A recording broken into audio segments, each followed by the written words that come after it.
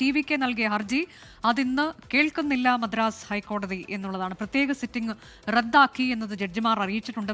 വെള്ളിയാഴ്ച അവധിക്കാല ബെഞ്ച് പരിഗണിക്കാൻ സാധ്യതയുണ്ട് എന്നുള്ളതാണ്.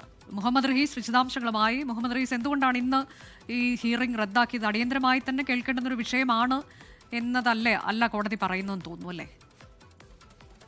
അനുജ, TVKയുടെ ഈ ആവശ്യം ഹൈക്കോടതി പരിഗണിച്ചില്ല. ഹൈക്കോടതിയുടെ മദ്രാസ് ഹൈക്കോടതി മധുര ബെഞ്ച് ഈ കേസ് 2:15 പരിഗണിക്കുമെന്നാണ് TVK അഭിഭാഷകർ ഇന്നലെ അറിയിച്ചിരുന്നത്. പക്ഷേ അത്തരത്തിലൊരു ഉറപ്പ് നൽകിയിട്ടില്ല. ഇത് അവധിക്കാല ബെഞ്ച് സിറ്റിംഗ് നടത്തുക വെള്ളിയാഴ്ച ആയിരിക്കും എന്നാണ് അറിയിച്ചിരിക്കുന്നത്. ഇന്ന് സിറ്റിംഗ് ഉണ്ടാകില്ല.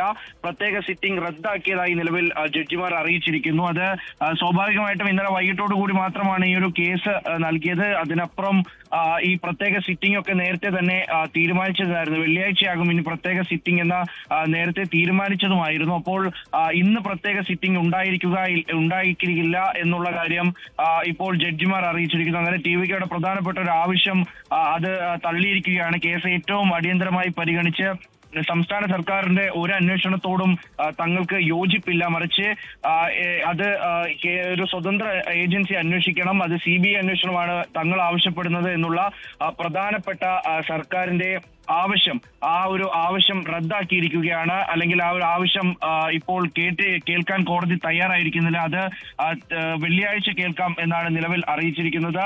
അവധിക്കാല ബെഞ്ച് വെള്ളിയാഴ്ച കേസ് പരിഗണിച്ചേക്കും. അപ്പോൾ TVKയെ സംബന്ധിച്ചിടത്തോളം അതൊരു തിരിച്ചടി കൂടിയാണ്. കാരണം ഇനി വെള്ളിയാഴ്ച വരെ സംസ്ഥാന സർക്കാരിന്റേത് അല്ലെങ്കിൽ പോലീസിന്റേതായിട്ടുള്ള എല്ലാ വെർഷനുകളും അവരുന്നയിക്കുന്ന എല്ലാ കാര്യങ്ങളും അത് കേൾക്കേണ്ട ബാധ്യത ഇപ്പോൾ TVKയ്ക്ക് വന്നിരിക്കുകയാണ്.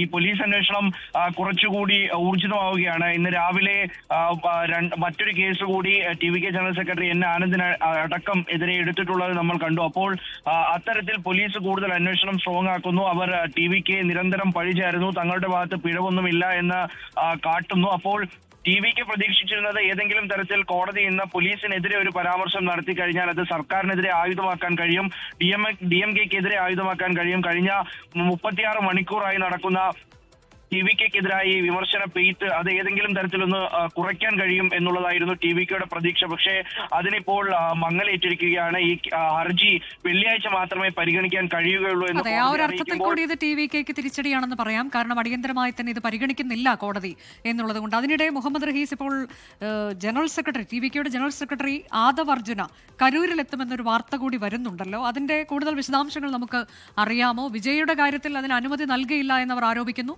എന്നാൽ പോലീസ് അക്കാര്യത്തിലൊന്നും ഔദ്യോഗികമായി സ്ഥിരീകരിക്കാൻ തയ്യാറായിട്ടില്ല. ഇപ്പോൾ ഈ ജനറൽ സെക്രട്ടറി ആദവ് അർജുന കരൂരിൽ എത്തുമെന്നുള്ളത് നമുക്ക് ഔദ്യോഗികമായി പറയാമോ, സ്ഥിരീകരിക്കാമോ? അനുജ, ഈ TVKയുടെ ജനറൽ സെക്രട്ടറി ആദവ് അർജുന കരൂരിലേക്ക് പോകാനുള്ള അനുമതി തേടുന്നുണ്ട്. അദ്ദേഹം കോടതിയിലെത്തി തനിക്ക് പ്രൊട്ടക്ഷൻ നൽകണം, പോലീസ് പ്രൊട്ടക്ഷൻ നൽകണം എന്നതുൾപ്പെടെ ആവശ്യപ്പെട്ടിട്ടുണ്ടെന്നാണ് പുറത്തുവരുന്ന വിവരം. അത് സ്ഥിരീകരിക്കാൻ കഴിയും. കാരണം ഈ TVKയുടെ ഒരു നേതാക്കളും ഇത്ര സമയമായിട്ടും കരൂരിലെത്തിയിട്ടില്ല, ആശുപത്രിയിൽ എത്തിയിട്ടില്ല. അവിടെ അവരുടെ നേതാക്കളുടെ പട തന്നെ അവിടെ ഉണ്ടായിരുന്നു. ജില്ലാ നേതാക്കളടക്കം ആരും തന്നെ ആശുപത്രിയിൽ എത്താനോ ഒരു തരത്തിലും ഈ വിഷയത്തിൽ പിന്നീട് ഇടപെടാനോ അവർ ശ്രമിച്ചിരുന്നില്ല. അപ്പോൾ അതിൽ വലിയ വിമർശനം ഉയർന്നിരുന്നു. ഏറ്റവും ഒടുവിൽ പ്രതികരിച്ച ആളാണ് ആദവ് അർജുന. ഇന്നലെ അർദ്ധരാത്രി മാത്രമാണ് ഈ വിഷയത്തിൽ എന്തെങ്കിലും ഒന്ന് ഒരു എക്സ്പോസ് ചെയ്യാൻ ആദവ് അർജുന തയ്യാറായത്. നമ്മൾ പ്രതീക്ഷിച്ചിരുന്നത് ഒരുപക്ഷെ വിജയ് തന്നെ അവിടേക്ക് എത്തുമെന്നാണ്. ആ കാര്യത്തിലും ഒരു സ്ഥിരീകരണം വന്നിട്ടില്ല. വിജയ് എങ്ങോട്ടാണ് പോകുന്നത് എന്നുള്ള കാര്യത്തിൽ ഒരു ഉറപ്പ് വന്നിട്ടില്ല. അദ്ദേഹം കോയമ്പേടൊക്കെ പിന്നിട്ട് സഞ്ചരിക്കുന്നതായിട്ടുള്ള ദൃശ്യങ്ങൾ പുറത്തു വരുന്നുണ്ട്. പക്ഷേ അതിനപ്പുറത്തേക്ക് വിജയ് എങ്ങോട്ടാണ് പോകുന്നത് എന്നുള്ളത് കൂടി നിർണായകമാണ്. അദ്ദേഹം ഒരു സ്വകാര്യ പരിപാടിക്ക് പങ്കെടുക്കാൻ പോകുന്നു എന്നുള്ള തരത്തിൽ വിവരം വരുന്നുണ്ട്. അതിനപ്പുറത്തേക്ക് അദ്ദേഹം പോകുന്നത് എയർപോർട്ടിലേക്കായിരുന്നു എന്നാണ് ചിലർ പറഞ്ഞിരുന്നത്. പക്ഷേ നിലവിലിപ്പോൾ എയർപോർട്ട് റൂട്ടിലേക്കല്ല വിജയ് കടന്നിരിക്കുന്നത്. വിജയ് മറ്റൊരു വഴിയിലേക്കാണ് പോയിരിക്കുന്നത്. അപ്പോഴാണ് ആദവ് അർജുന ഈ സ്ഥലത്തേക്ക് എത്തും എന്നുള്ള വിവരം കൂടി പുറത്തു വരുന്നത്.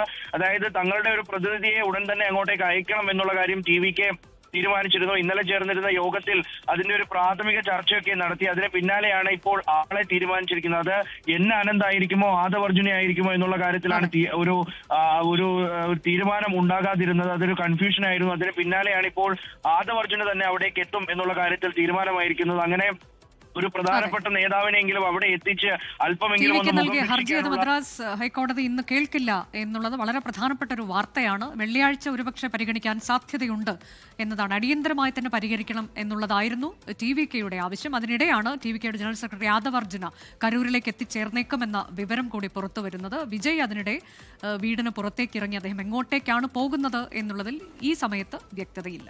ലോകത്തെവിടെയായാലും ഏത് സമയത്തും 24 വാർത്തകളും ഓഗ്മെന്റഡ് റിയാലിറ്റി പാക്കേജുകളും എക്സ്പ്ലെയിനറുകളും വിശദമായി കാണാൻ ഞങ്ങളുടെ യൂട്യൂബ് ചാനൽ നിങ്ങൾക്ക് സബ്സ്ക്രൈബ് ചെയ്യാം.